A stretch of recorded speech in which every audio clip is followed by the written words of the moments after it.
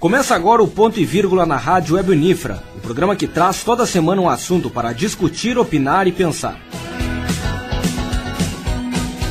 Ponto e Vírgula é produzido e apresentado pelos alunos de Rádio Jornalismo 2 do Centro Universitário Franciscano.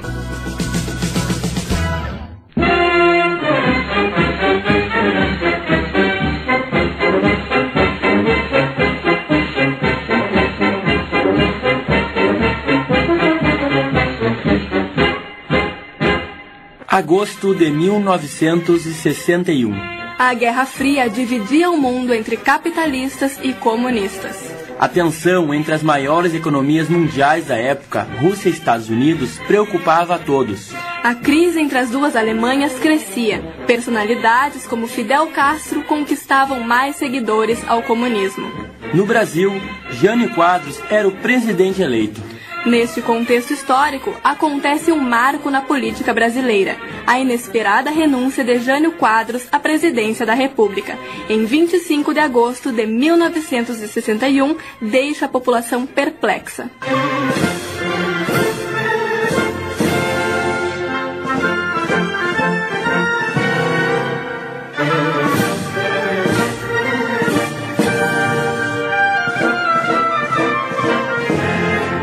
Neste documentário, você vai conhecer um pouco mais sobre a campanha da legalidade. A revolta civil e militar ocorreu no ano de 1961. Comandada pelo então governador do Rio Grande do Sul, Leonel Brizola, a legalidade defendia a posse de João Goulart à presidência da República. Os militares queriam impedir o vice-presidente de assumir o cargo, numa tentativa de dar um golpe de Estado e impor a ditadura militar no Brasil. Brizola começa então um movimento de resistência, pregando a legalidade, ou seja, a posse de Jango. Para lutar de forma pacífica contra os militares, Brizola inicia um movimento denominado Rede da Legalidade. Jânio Quadros renunciou à presidência aparentemente sem motivos. Até hoje, a atitude do ex-presidente gera especulação entre os historiadores. 13 horas do dia 25 de agosto. E atenção, atenção, ouvintes. O senhor Jânio Quadros acaba de renunciar à presidência da República. O presidente enviou carta ao presidente do Congresso Nacional comunicando sua decisão de deixar o governo. O vice-presidente, João Goulart, estava em visita oficial à China. Na época, o governador era acusado de ser aliado ao comunismo e implantar o regime no país, como explica o historiador e vereador na cidade de São Cepé, Luiz Otávio Gazem. Quando o Jânio renunciou, o João Goulart estava exatamente numa visita à China. E na época a China comunista, que era tida pelo mundo ocidental, por aqueles que defendiam a livre iniciativa, o capital, pela direita, né?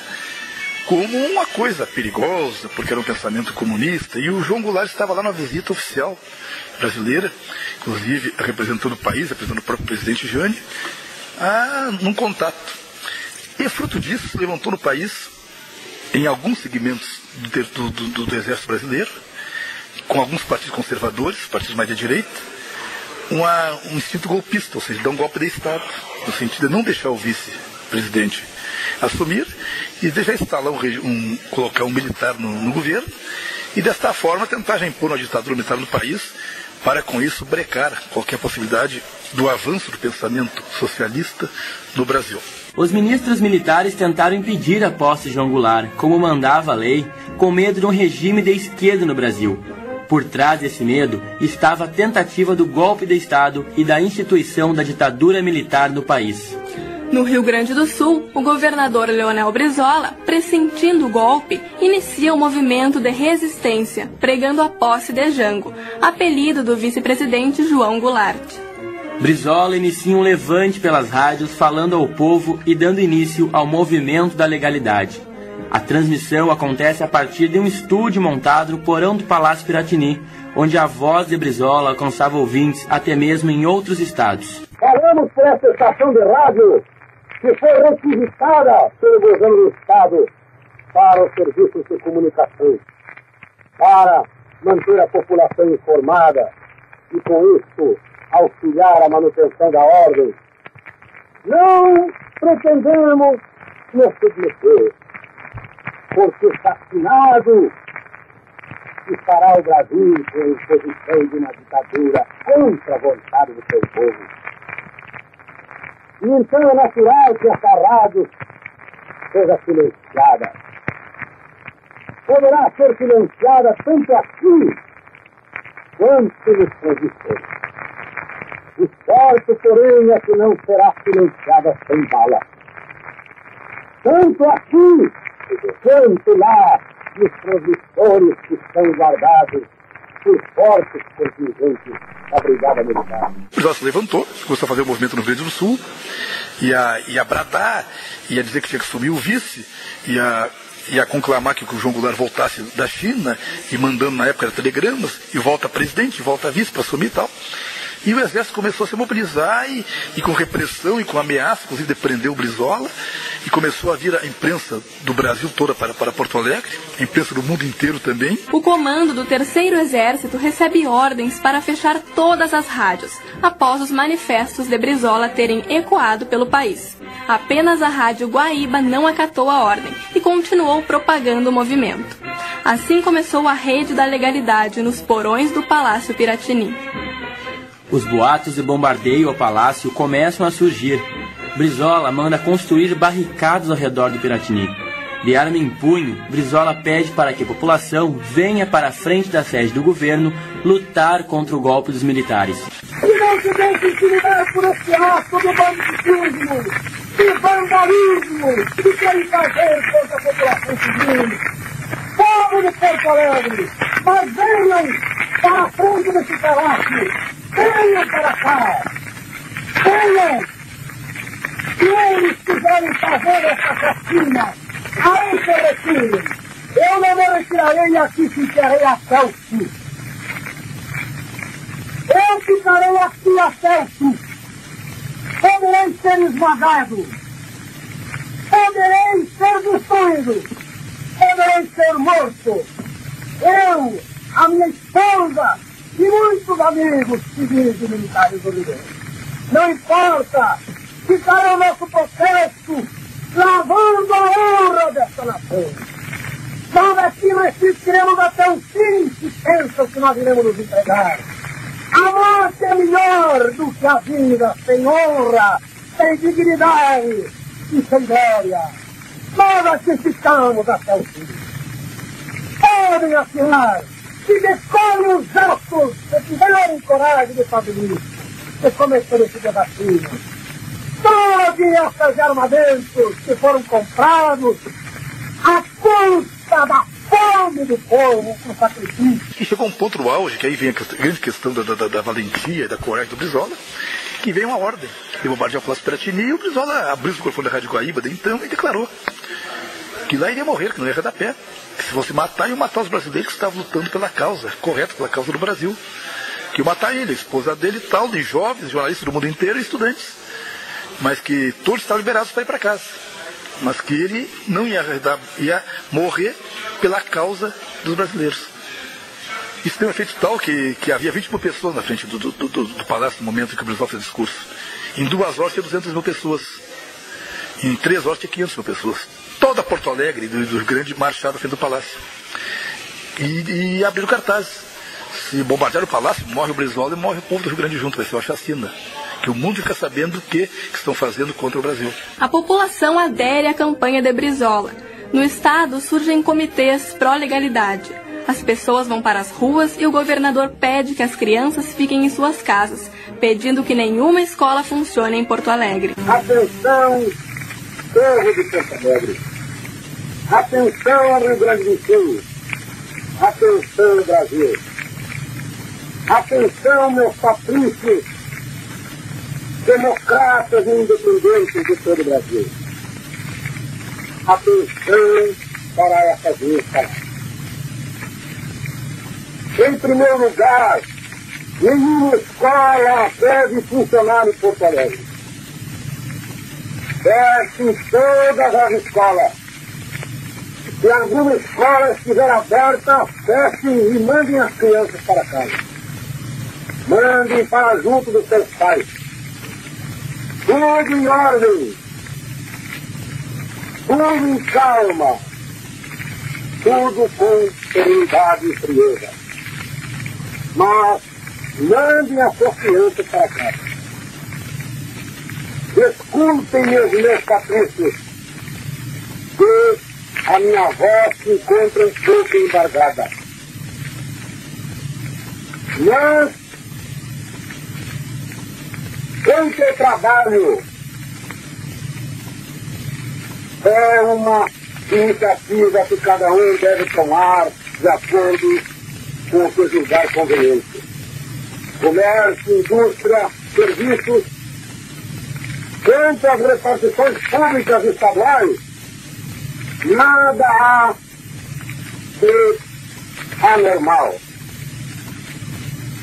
Os serviços públicos terão o seu início normal. Os funcionários que compareçam normalmente. O Exército do Rio Grande do Sul iria defender a legalidade e a posse de Jango com todos os seus homens em armas. Porém, são emitidas ordens para que o Exército Gaúcho bombardeie o Palácio Piratini. Militares recusam a ordem dada e se rendem ao movimento de Leonel Brizola.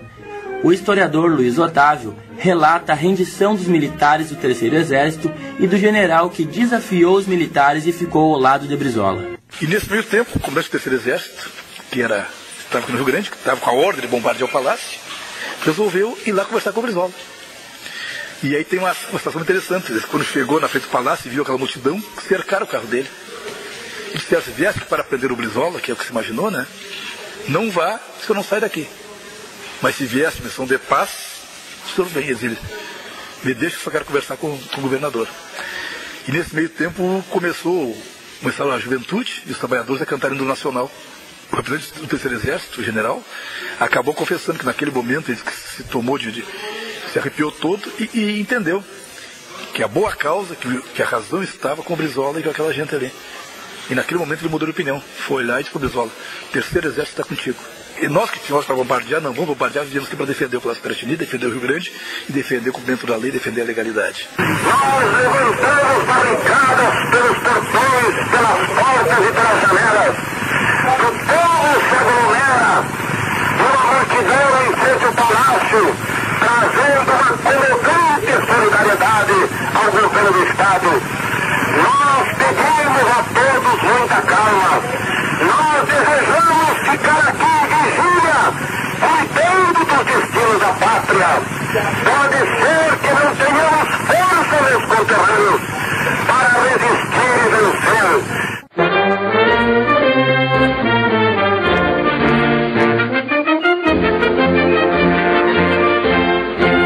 Após 11 dias de intensas ameaças de uma guerra civil no estado, não existe mais a possibilidade de atacarem o Rio Grande.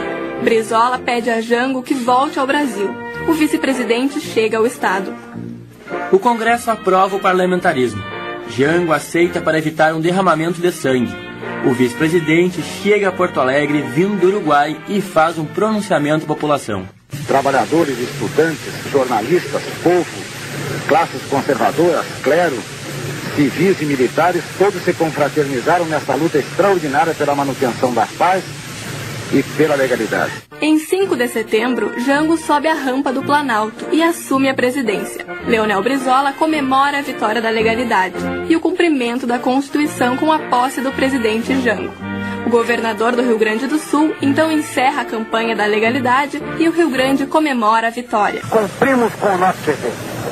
Não fizemos uma revolução, apenas assumimos uma atitude de inabalável resistência. Decidimos não abrir mão da nossa autonomia e procuramos lá não apenas resguardar as liberdades públicas e individuais, garanti-las sem permitir que alguém atentasse contra elas, como também resolvemos nos opor ativamente contra a tentativa de alguns grupos militares e alguns setores das velhas oligarquias políticas brasileiras procuravam cometer contra a ordem jurídica, contra as liberdades e contra a ordem constitucional em nosso país.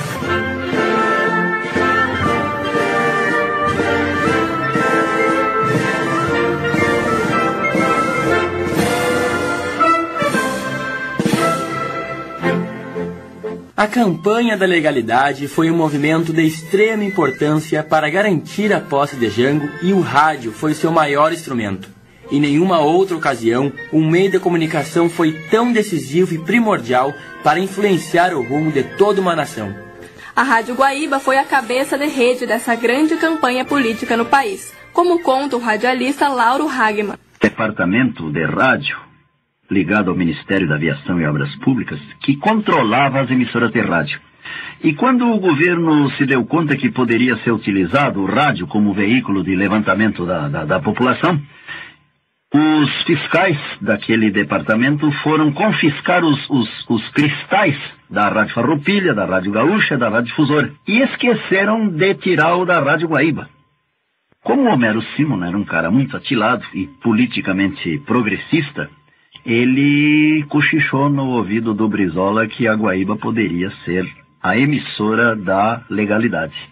E o Brizola não teve dúvida, fez a requisição e o Dr. Homero Simon instalou a aparelhagem técnica da Rádio Guaíba lá no porão do palácio. O transmissor foi guardado por tropas da brigada, ali na Ilha da Pintada, e então os emissários deste departamento do governo federal não puderam chegar lá para retirar o cristal. Foi assim que começou a cadeia da legalidade. O radialista Lauro Hagman, que na época apresentava o Repórter Écio, participou da causa legalista com sua voz inconfundível, conseguindo a adesão de diversos companheiros à campanha da legalidade. Hagman relata a rotina nos porões do Piratini e a luta dos gaúchos para que a Constituição fosse cumprida. Não tínhamos contato porque a gente ficou lá no porão durante todo esse tempo. Inclusive a passagem do Jango por aqui não foi presenciada por nós. Nós ficávamos lá, soterrados no estúdio do porão, só transmitindo e fazendo a ligação. Traziam as gravações, ou tinha um microfone lá em cima, o Brizola falava quase toda hora, dirigindo palavras de estímulo e pedindo a adesão do restante do país. Esse tipo de mensagem era transmitido frequentemente para que a população se desse conta do que estava acontecendo. E foi o rádio o grande veículo que fez esse movimento. Através do rádio, o governador Leonel Brizola conseguiu sensibilizar primeiro a sociedade rio-grandense e depois o restante do país. Pela índole do gaúcho, do povo, dos governantes, ninguém teve a ousadia de contrariar o respeito à Constituição. Todos os gaúchos, jornais, rádio, se juntaram em defesa da Constituição. Isso foi um movimento muito interessante e altamente saudável, porque mostrou que a unidade do povo se dava em torno de objetivos maiores. Nas madrugadas, Brizola ocupava a rádio para anunciar que estavam sendo atacados, que o avião de Jango seria bombardeado e ele preso caso voltasse ao país, como conta o próprio Leonel Brizola. A ação dos profissionais foi maciça. Praticamente, passamos a transmitir informações e contamos lá com um numeroso conjunto de profissionais. E a partir dali fomos também expedindo boletins. Primeiro em espanhol, em seguida em inglês, francês, alemão. E tudo foi na base da colaboração, da solidariedade. Não houve pagamento a nenhum profissional. Leonel Brizola, durante a legalidade, foi de grande ousadia e coragem.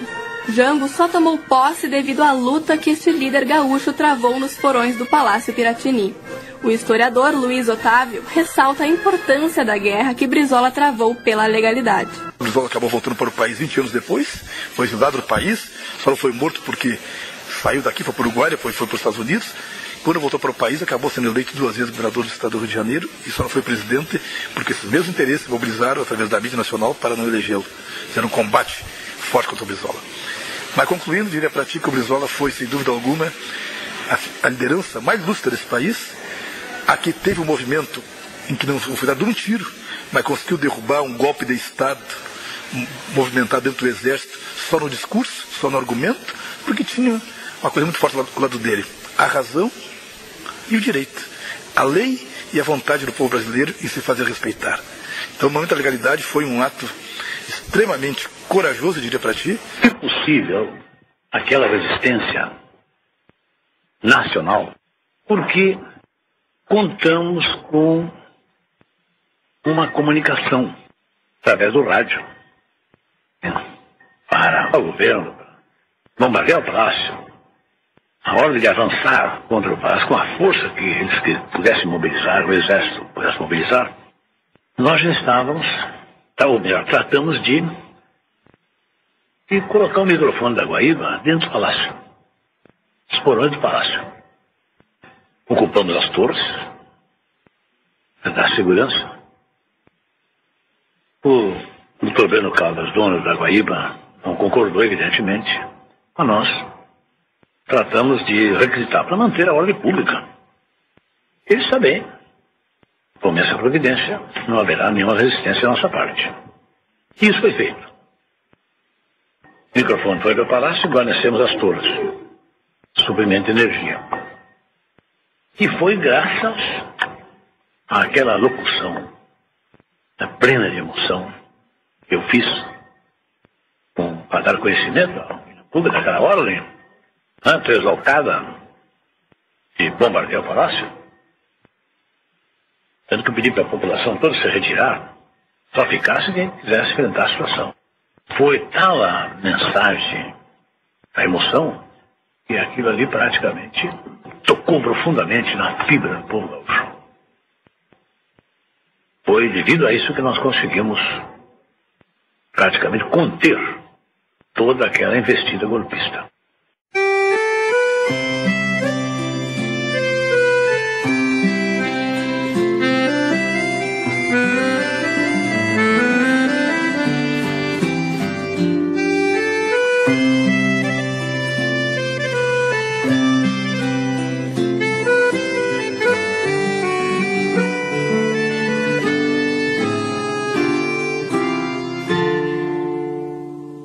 Como aurora precursora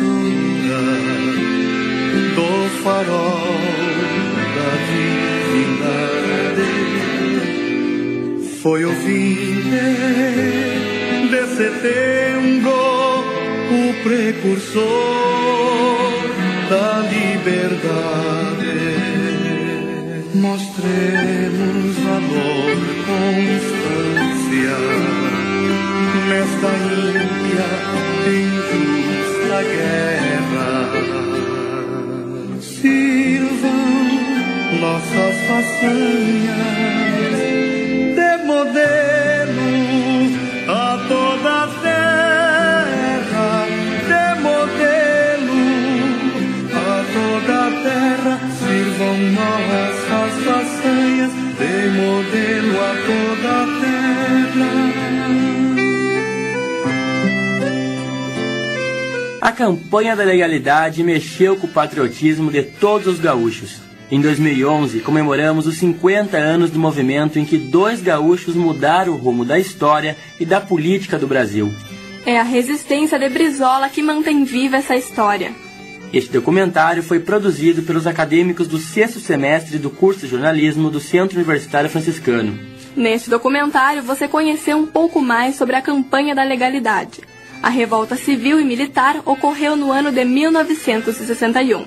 Comandada pelo então governador do Rio Grande do Sul, Leonel Brizola, a legalidade defendia a posse de João Goulart à presidência da República.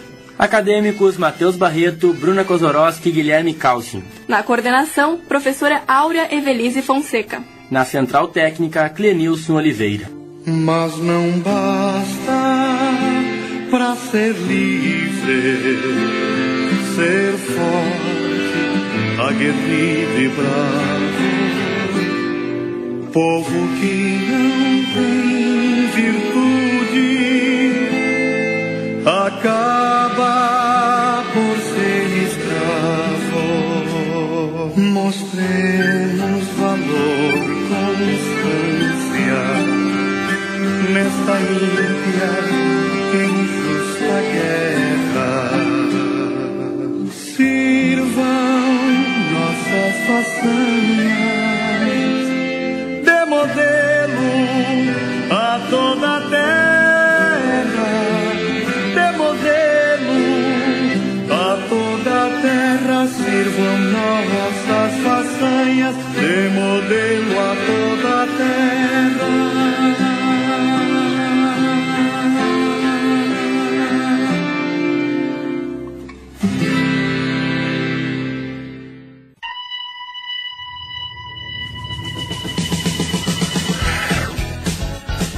Ficamos por aqui. Ponto e vírgula vai ao ar pela Rádio Web Unifra.